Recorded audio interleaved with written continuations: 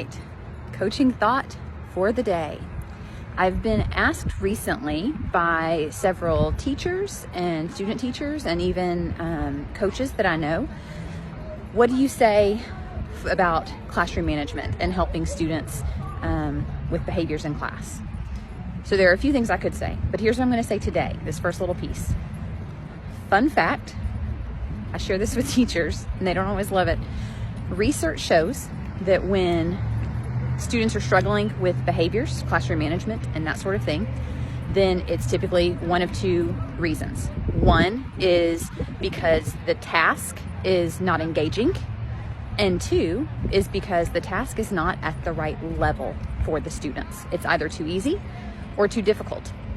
So I always, whenever teachers mention classroom management, that's the first thing that I share with them is we need to look first at the task and see what they're doing. There are certainly other things that we need to look at later if that doesn't satisfy it in terms of transitions, and there are other things. However, that's always where I start with teachers is let's look at the task that we're doing that students aren't behaving with.